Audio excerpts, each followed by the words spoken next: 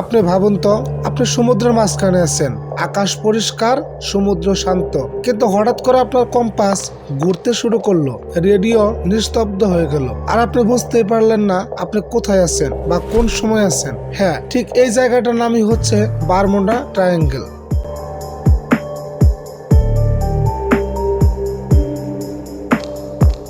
Hello বন্ধুরা, the blue লাইনে আপনাকে স্বাগতম।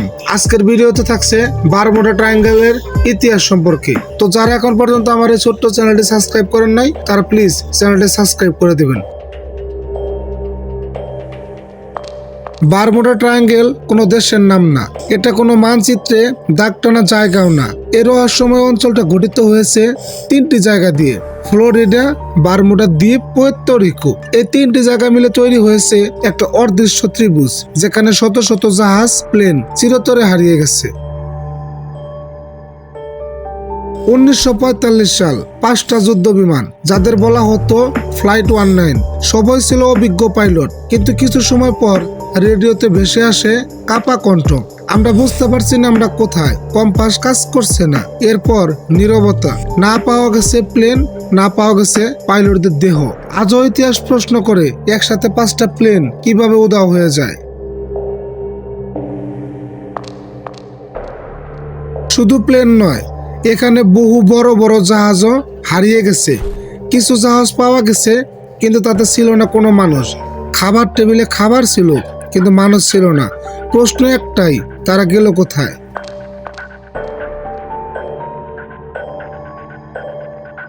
সবচেয়ে ভয়ঙ্কর গল্পগুলো আসে যারা ফিরে এসেছিল তাদের কাছ থেকে। অনেকে বলেছে তারা ভেবেছিল কয়েক ঘন্টা কেটেছে, কিন্তু ফিরে এসে দেখে দিন কেটে গেছে।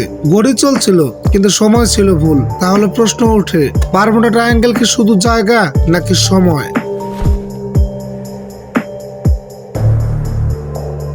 বিজ্ঞানীরা মনে করে এটা হতে পারে মিথেন গ্যাস, চুম্বকীয় বিভ্রান্তি, অথবা হঠাৎ তৈরি হওয়া ভয়ঙ্কর ঝড়। কিন্তু সমস্যা একটাই, এই ব্যাখ্যাগুলো সব ঘটনাকে পুরোপুরি বুঝতে পারে না। তাহলে কি কিছু অজানা আমাদের কাছে? কেউ বলে এটা ভিন্নগ্রহীদের কাজ, কেউ বলে এটা আটলান্টিকের ধ্বংসাবশেষ, আবার কেউ বিশ্বাস করে এই জায়গায় বাস্তবতা একটু আলাদাভাবে কাজ করে। তাহলে সত্যিটা কি, আজও কেউ জানে না। বারমুডা ট্রায়াঙ্গেল আমাদের একটা কথাই শেখায়, এই পৃথিবীতে সব প্রশ্নের উত্তর নেই, আর হয়তো কিছু রহস্য থাকাই উচিত অজানা।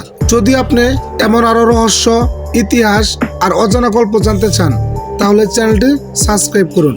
কারণ আমরা শুধু গল্প বলি না, আমরা প্রশ্ন তুলতে শেখাই।